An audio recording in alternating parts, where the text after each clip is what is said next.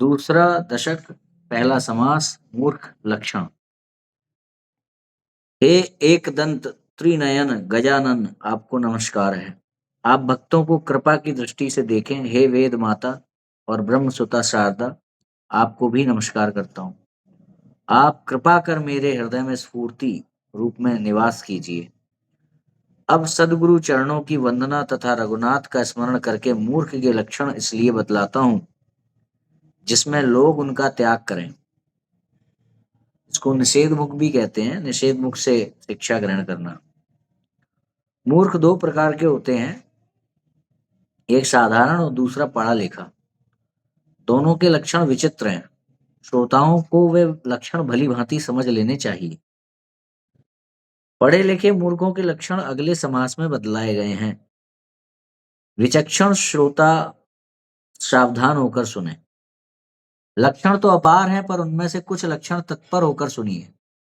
पहले उनके लक्षण सुनिए जो प्रपंची हैं, जिन्हें आत्मज्ञान नहीं है, जो केवल अज्ञानी है। एक मूर्ख वह होता है जो उन्हीं से विरोध करता है जिनके उदर से जन्म लेता है और पत्नी को ही मित्र मानता हो। एक मूर्ख वह होता है जो अपने सारे गोत्र को छोड़कर केवल स्त्री के अधीन होकर रहता हो और उसे मन की गुप्त बात बतलाता हो। एक मूर्ख वह है जो पराई स्त्री से प्रेम करता हो या ससुर के घर में रहता हो या बिना कुल देखे किसी कन्या से विवाह करता हो। एक मूर्ख वह है जो समर्थ के सामने अभिमान करता हो, अपने आप को उसके बराबर समझता हो और बिना शक्ति रहते हुए अधिकार जतलाता हो। एक मूर्ख वह है जो आप ही प्रशंसा करता हो, स्वदेश में रहकर विपत्ति भोगता हो या अपने बड़ों की कीर्ति बखानता हो। एक मूर्ख वह है जो अकारण हंसता हो, अच्छी बात बतलाने पर ना समझता हो और बहुतों का बैरी हो। एक मूर्ख वह है जो अपने आदमियों से दूर रहता हो और पराये आदमियों से मित्रता करता हो या रात के समय दूसरों की निंदा करता हो। एक मूर्ख वह है जो बहुतों के जागते रहने पर भी उनके बीच में सोता हो और दूसरे के घर जाकर बहुत खाता हो। एक मूर्ख वह है जो अपने मान या अपमान की बातें स्वयं सबसे कहता फिरता हो अथवा जिसके जिसके मन में 7 प्रकार के व्यसन, द्यूत, वैश्यागमन, चोरी, चुगली, परस्त्री गमन, लघु पक्षी क्रीड़ा और किन्नरी गायन। भगवत कृपा से मेरी जानकारी में तो ये सारे लक्षण, ये जो अभी अभी बोले हैं, वो मुझे लगता है कि नहीं होंगे। हम सभी जो यहाँ पे उपस्थित हैं रहते हो। एक मूर्ख वह है जो स्वयं प्रयत्न करना छोड़ दे और निश्चिंत होकर दूसरों के भरोसे बैठा रहे अथवा अल्लाह दीपन में ही संतुष्ट रहे। एक मूर्ख वह है जो घर में तो बहुत सी बातें सोचता हो पर सभा में जाल बोलने में लजाता हो।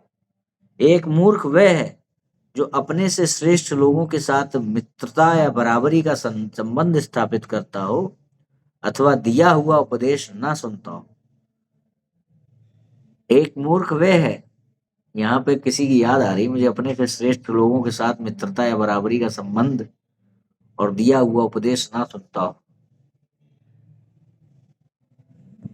जो एक मूर्ख वह है जो उपदेश देता हो, जो ऐसे लोगों को उपदेश देता हो जो उसकी बात ही ना सुनते हो, जो बड़ों के सामने अपना ज्ञान छांटता हो या श्रेष्ठ लोगों को धोखे में डालता हो। एक मूर्ख वह है जो विषय वासना में निर्लज्ज हो गया हो अथवा मर्यादा का उल्लंघन करके सब काम करता हो। एक मूर्ख वह है जो रोगी होने पर भी औषधि का सेवन ना करता हो, कभी पथ्य का संयम ना करता हो और सहज में मिलने वाले अच्छे पदार्थ को ग्रहण ना करता हो। एक मूर्ख वह है जो बिना किसी संगी साथी के अकेला विदेश जाता हो। ये बिना समझे बूझे अनजान आदमी के साथ हो लेता हो या बड़ी हुई नदी में कूद पड़ता हो।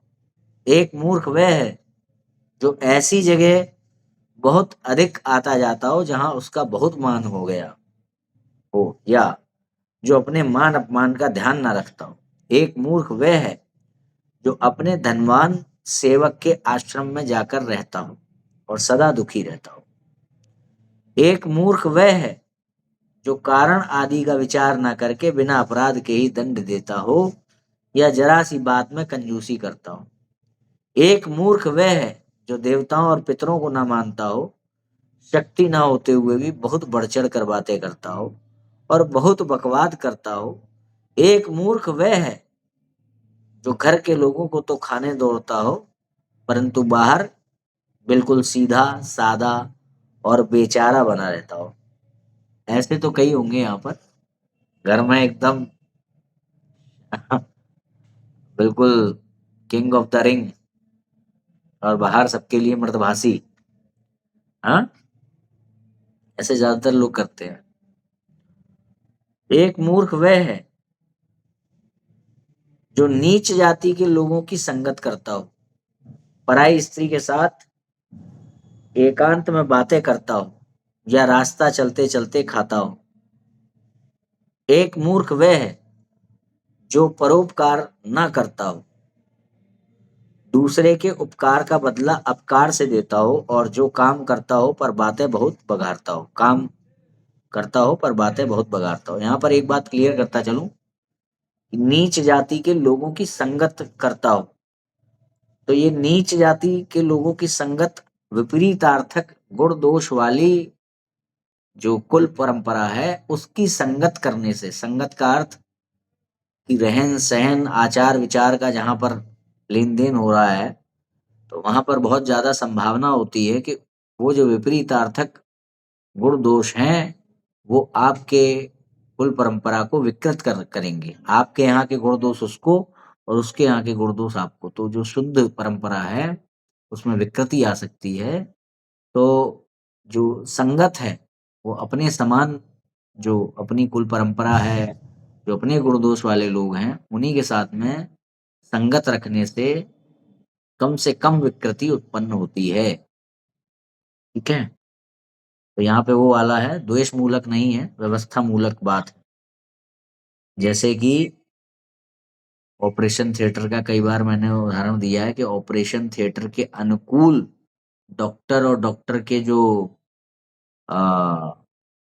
परिकर होते हैं उनको माना जाता है, तो उनको प्रवेश की आज्ञा होती है। परंतु वहीं पर जिनके बारे में हमें बोध नहीं है, भले ही अंदर जो मर्जी मरीज है जिसकी वहां चिकित्सा हो रही है, जिसका ऑपरेशन हो रहा है, उसके घर वाले भी माना जाता है कि वो वहां के वातावरण के प्रतिकूल हैं, इस कारण से उनका प्रवेश निषेध होता है और विशेष स्थितियों में ही उनको अंदर जाने की अनुमति प्राप्त हो पाती है। तो इसी प्रकार से एक मूर्ख वह है जो क्रोधी, पेटू या आलसी हो, मलिन और कुटिल हो या मान आदि कुछ भी न होने पर झूठा अभिमान करता हो। एक मूर्ख वह है जो क्षुद्र, झूठा, कपटी, बकवादी, कुकर्मी और उद्धत हो या बहुत अधिक सोता हो। एक मूर्ख वह है जो ऊंचे स्थान पर चढ़कर कपड़े पहनता हो, बाहर चौरास्ते पर जाकर बैठता हो और सदा नंगा ही दिखाई पड़ता हो। एक मूर्ख वह है जो वैधृति और व्यतिपात आदि बुरे मुहूर्तों में यात्रा करता हो और अपशकुनों से अपना घात करता हो। एक मूर्ख वह है जो क्रोध, अपमान या कुबुद्धि के कारण स्वयं अपनी हत्या करता हो और जिसके दृढ़ बुद्धि ना हो। एक मूर्ख वह है जो अपने प्रिय लोगों को दुखी करता हो, दुखी करने वाला शब्द भी मुंह से न निकालता हो और नीचों की बढ़ाई या वंदना करता हो। एक मूर्ख वह है जो अपनी रक्षा का तो बहुत यत्न करता हो पर अपने शरणागतों की ओर कुछ भी ध्यान न देता हो अथवा लक्ष्मी का बहुत अधिक भरोसा करता हो। एक मूर्ख वह है जो स्त्री और पुत्र को ही सब कुछ मान बैठा हो और ईश्वर को भूल गया हो। एक मूर्ख वह है जो यह नहीं जानता है कि जो जैसा करता है वैसा ही भरता है। एक मूर्ख वह है जो यह समझता हो कि स्त्रियों को पुरुषों से अटगुनी काम वासना होती है और इसलिए जिसने अनेक विवाह किए हो। यहाँ पर अभी एक बात आई है कि एक जो जैसा करता है वैसा ही भरता है, जो ये ना जानता। तो यहाँ पे आप देखो कि समाज में कई ऐसी लोकोक्तियां, मुहावरे और सिद्धांत लोकाचार में प्रासंगिक हैं, प्रसिद्ध हैं, जो हमें यदा कदा यहाँ वहाँ इन केन प्रकारेण सुनाई देते ही रहते हैं। और जितने भी ऐसे सिद्धांत हैं जिनका खंडन नहीं किया जा सकता है, उन सारे सिद्धांतों का जो मूल स्रोत है वो आपको कहीं ना कहीं हमारे सनातन धर्म ग्रंथों में मिल जाएगा। इसमें से ऐसा ही एक सिद्धांत है जो समाज में प्रचलित है, जैसी करनी वैसी भरनी, टिट फॉर टैट। तो टिट फॉर टैट जो है हमारे सनातन शास्त्रों में कहाँ वर्णित है, कहाँ से निकल के आ रहा है? महाभारत में सीधा सीधा बताया गया है कि जो व्यवहार अपने साथ स्वीकार ना हो, वही व्यवहार दूसरे के साथ ना करना धर्म है ना? क्योंकि जो आप समाज को दे रहे हो वही आपको वापस प्राप्त होना है। तो इसलिए आप अगर ये चाहते हो कि मुझे दर्द ना मिले, दर्द दो भी मत। तो ये उसका मूल प्राप्त हुआ ना, जैसी करनी वैसी भरनी का, टिट फॉर टैट का। तो इस तरीके से आप देखिए जो समाज के लिए उपयोगी सिद्धांत हैं, जो नियम हैं, वो सारे हमें हमारे सनातन शास्त्रों से प्राप्त हो जाते हैं। हमें कहीं भी जाने की आवश्यकता नहीं होती। जैसे मैंने अपनी कुछ रील्स में भी बताया है ऐसे सिद्धांतों के बारे में, जो छुपे तौर पर हमारे यहाँ पर पहले से ही वर्णित। जैसे खाली दिमाग शैतान का घर, ऐसा प्रचलित है ना ये लोकोक्ति मुहावरा, खाली दिमाग शैतान का घर। ये भगवत गीता में आप देख लीजिए, इसका मूल आपको मिल जाएगा।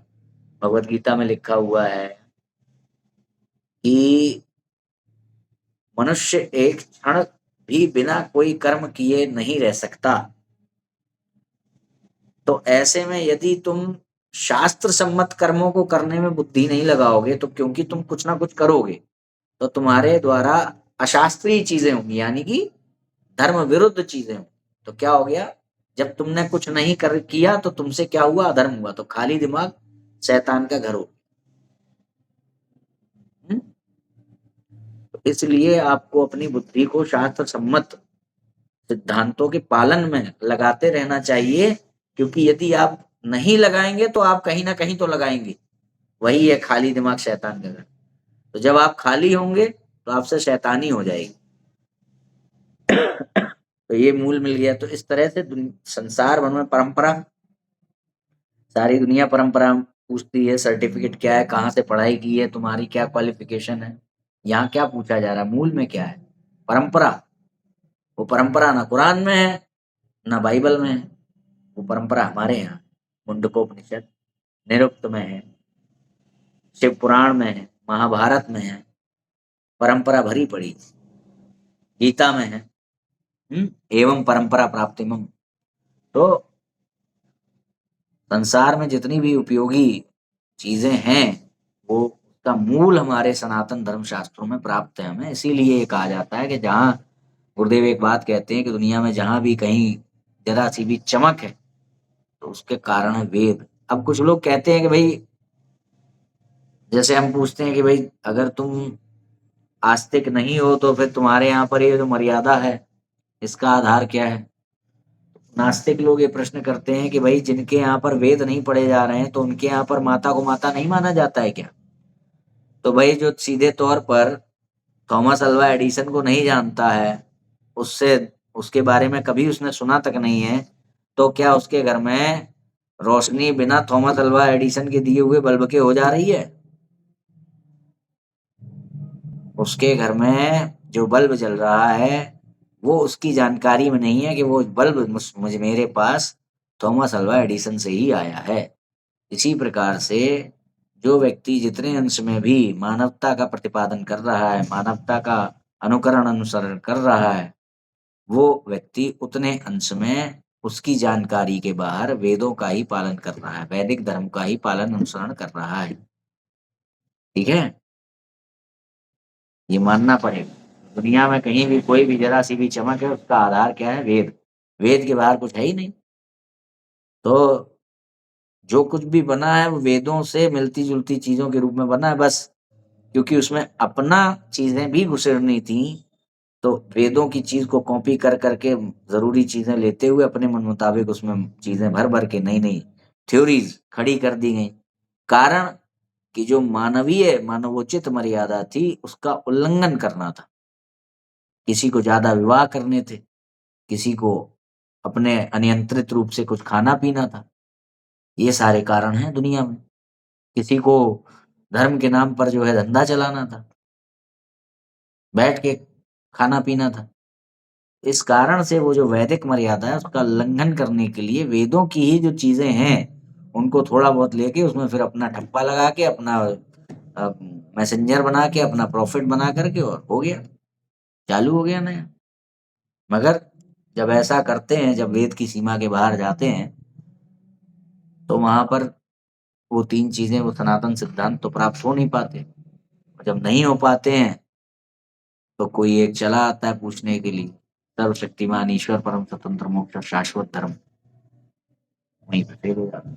जो परंपरा का जो शब्द है, ये जो हमारा तीसरा सिद्धांत है ना, शाश्वत धर्म यानी वैदिक धर्म, जब हम किसी से परंपरा पूछते हैं तो उसमें वही सवाल है कि अब आपका धर्म जो है वो शाश्वत है, जो नियम सिद्धांत आप अभी दे रहे हैं ये पहले भी थे, ये कैसे सिद्ध होता है? अगर परंपरा सिद्ध कर पाए वेदों से अपनी तो सिद्ध होगा, नहीं सिद्ध कर पाए तो सिद्ध ही नहीं होगा आपका, तो अकल्पित सिद्ध होगा।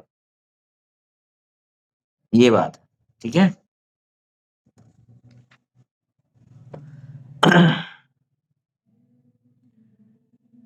एक मूर्ख वह है जो दुर्जनों के कहने पर मर्यादा का उल्लंघन करता और जो किसी होती हुई बात को देखकर भी उस पर ध्यान न देता हो। एक मूर्ख वह है जो माता पिता ब्राह्मण स्वामी देवता गुरु आदि का द्रोही हो। गुरु का द्रोही कौन है? मूर्ख। एक मूर्ख वह है जो दूसरों को दुखी देखकर सुखी होता हो, दूसरों को सुखी देखकर दुखी होता हो या गई हुई वस्तु के लिए शोक करता हो। एक मूर्ख वह है जो बिना बुलाए बोलता हो, बिना पूछे साक्षी देता हो, निंदनीय वस्तु ग्रहण करता हो। एक मूर्ख वह है जो दूसरों का अपमान करने वाली बातें करता हो, ठीक रास्ता बेरास्ते चलता हो अथवा कुकर्मी लोगों के साथ मित्रता करता हो। एक मूर्ख वह है जो कभी सत्य या मर्यादा का विचार न रखता हो, सदा परिहास करता हो और दूसरों के परिहास करने पर लड़ने को तैयार होता हो। एक मूर्ख वह है जो व्यर्थ की होड़ लगाता हो, व्यर्थ बकवाद करता हो अथवा जो सदा मुंह बंद किए बैठा हो और कभी कुछ बोलता ही ना हो। एक मूर्ख वह है जो ना तो वस्त्र ही अच्छे पहने और ना ही शास्त्रों का ही ज्ञान हो, पर फिर भी जो सभा में सबसे ऊंचे स्थान पर जाकर बैठता हो या अपने गोत्र वालों पर का विश्वास करता हो। एक मूर्ख वह है जो चोरों से अपनी जान पहचान बतलाता हो, देखी हुई वस्तु दोबारा देखने को मांगता हो और क्रोध में स्वयं अपना ही अनहित कर बैठता हो। एक मूर्ख वह है जो बराबर हीन लोगों से साथ हीन लोगों के साथ बातचीत करता हो या बाएं हाथ से भोजन करता हो। बाएं हाथ से भोजन तो नहीं करता ना कोई? हाँ,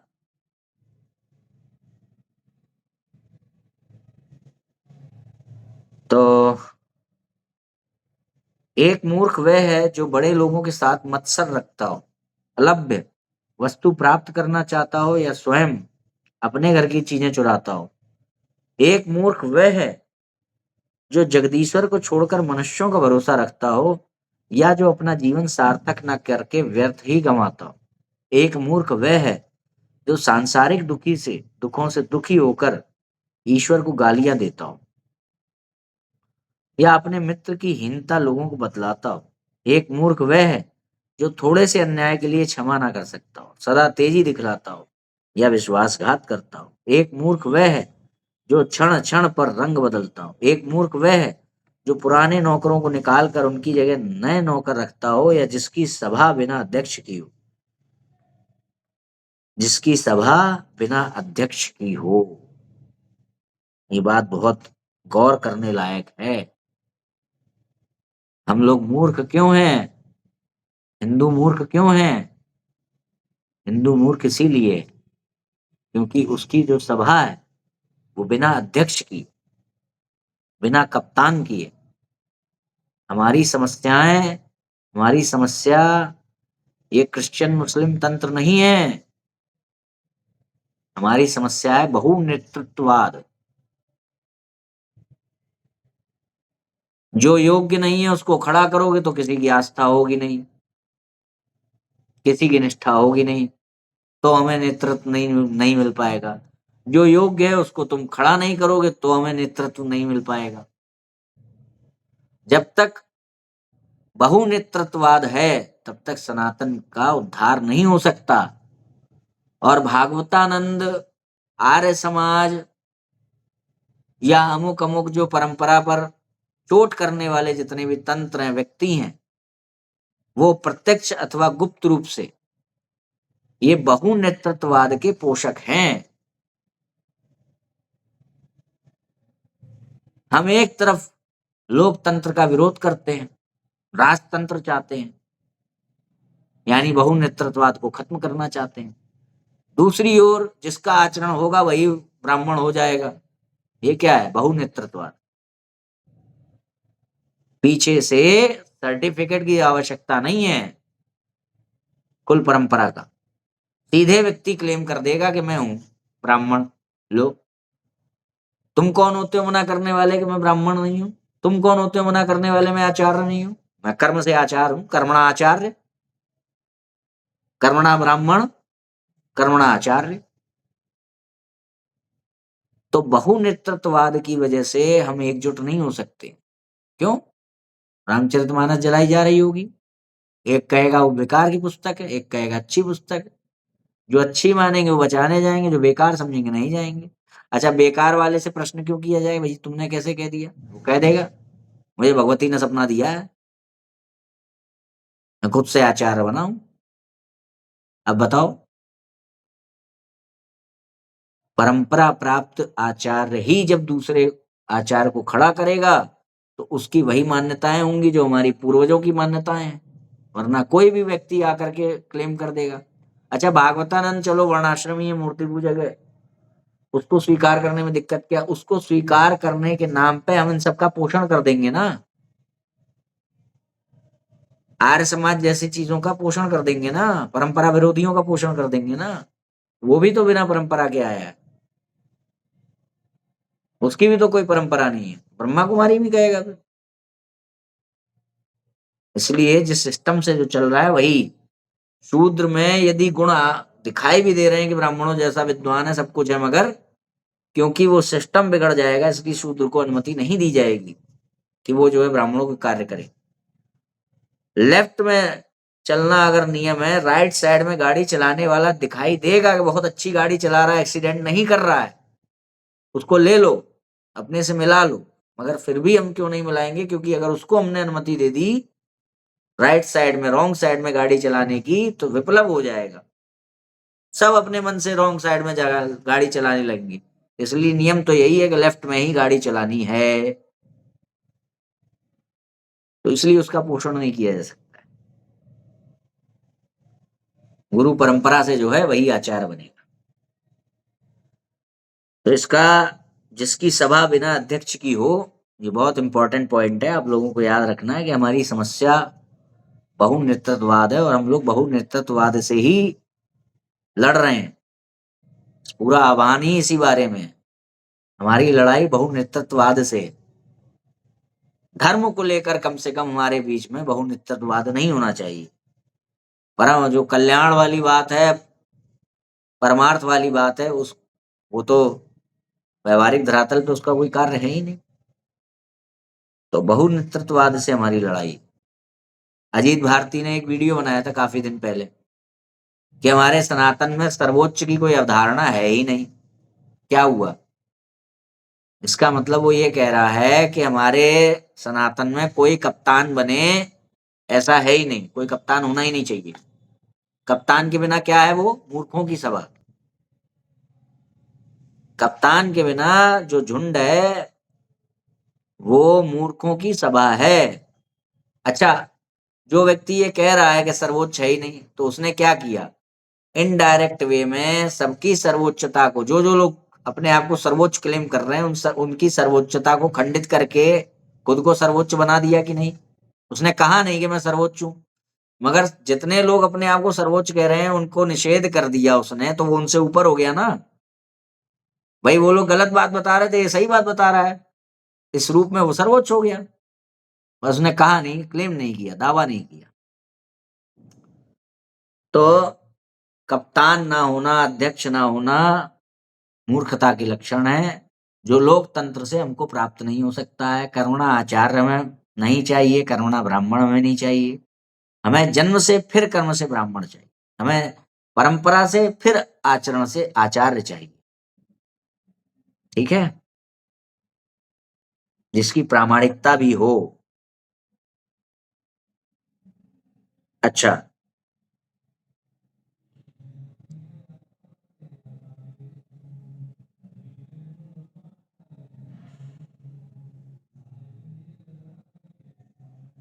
एक मूर्ख वह है जो अन्याय से द्रव्य एकत्र करता हो या धर्म, नीति तथा न्याय का विचार छोड़कर अपने साथियों से अलग रहता हो। एक मूर्ख वह है जो घर की सुंदर स्त्री को छोड़कर सदा दूसरी स्त्रियों के फेर में पड़ा रहता हो, बहुतों की झूठन झूठन अंगीकार करता हो। एक मूर्ख वह है जो अपना धन दूसरों के पास रखता हो और दूसरों का धन स्वयं लेना चाहता हो या छोटे लोगों के साथ लेन देन रखता हो।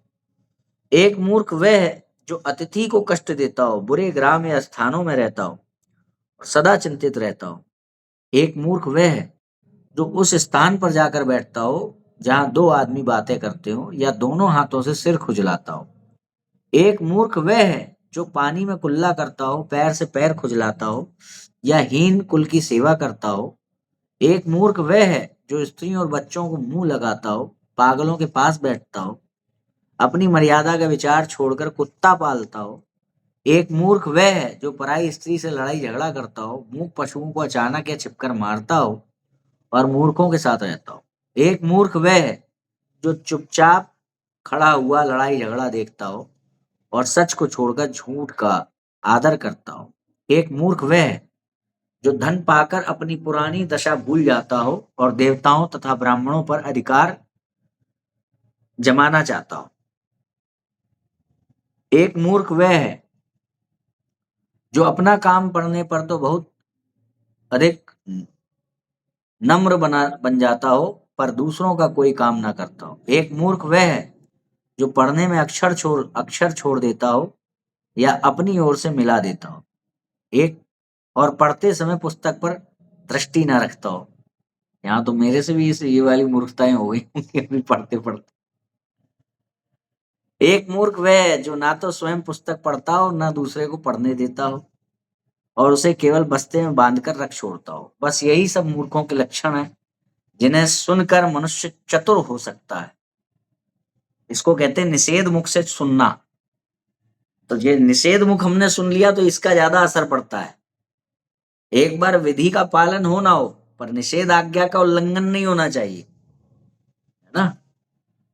तो विधि निषेध में ज्यादा पावरफुल कौन हुआ? निषेध।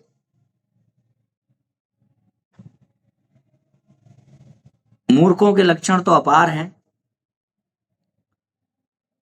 समझदार आदमी सदा इस तरह की बातें मन लगाकर सुना करते हैं। मूर्खों के लक्षण तो अपार हैं, पर यहाँ थोड़े से लक्षण अपनी समझ के अनुसार लोगों के परित्याग के लिए दे दिए गए हैं। श्रोतागण मुझे क्षमा करें, उत्तम लक्षण ग्रहण करने के लिए चाहिए, ग्रहण करने चाहिए और मूर्खों के लक्षण छोड़ देने चाहिए। अगले समास में उत्तम लक्षण बतलाए गए हैं। बढ़िया चैप्टर था, जानने लायक, है ना।